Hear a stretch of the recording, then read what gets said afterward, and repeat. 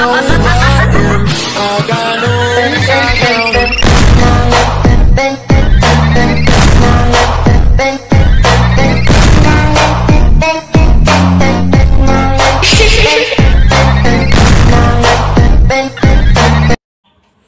Era abad 21 menjadikan perkembangan dunia menjadi semakin cepat dan juga kompleks. Perubahan tersebut pada dasarnya ditujukan untuk meningkatkan kualitas hidup masyarakat modern. Nah, pada abad 21 ini terjadi perkembangan yang sangat pesat pada ilmu pengetahuan dan juga teknologi, utamanya dalam teknologi komunikasi. Di sini teknologi komunikasi berkembang sangat pesat sehingga terjadi persaingan yang begitu ketat di dalam kehidupan masyarakat. Adanya pendidikan, terutama pada pendidikan sains, ini menjadikan kualitas akan berdampak pada ketercapaian pembangunan di suatu negara. Pendidikan sains bergantung pada pembelajaran yang digunakan di setiap negara. Melalui pendidikan sains ini, diharapkan siswa dapat terlibat aktif dalam kehidupan sehari-hari dan juga peran siswa dalam masyarakat. Literasi sains adalah kemampuan menggunakan pengetahuan sains untuk mengidentifikasi permasalahan dan menarik kesimpulan berdasarkan bukti-bukti dalam rangka memahami serta membuat keputusan tentang alam dan perubahan yang dilakukan terhadap alam melalui aktivitas manusia.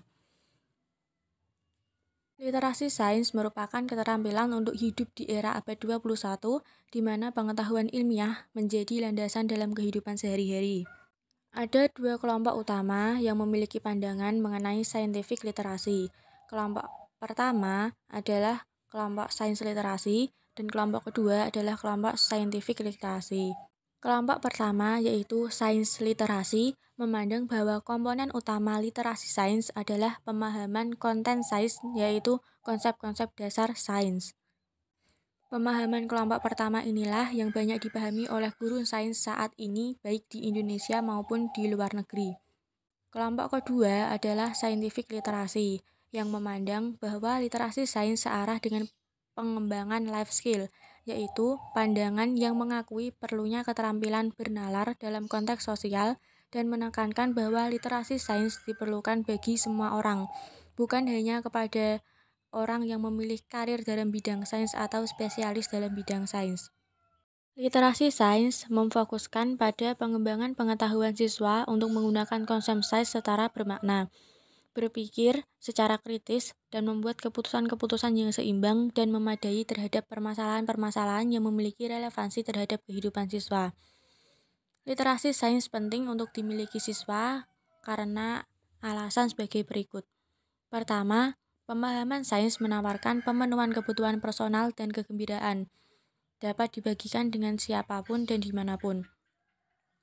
Yang kedua, negara-negara di dunia dihadapkan pada pertanyaan-pertanyaan dalam kehidupannya yang memerlukan informasi ilmiah dan cara berpikir ilmiah untuk mengambil keputusan dan kepentingan orang banyak yang perlu diinformasikan, seperti udara, air, dan hutan. Kepemilikan literasi sains sangat penting, maka menjadi penting pula membangun literasi sains sejak dini, selaku generasi penerus masa depan. Pembahasan selanjutnya akan dibahas oleh rekan saya, Yohana Kurniawati. Pembahasan selanjutnya adalah tentang keterampilan abad 21.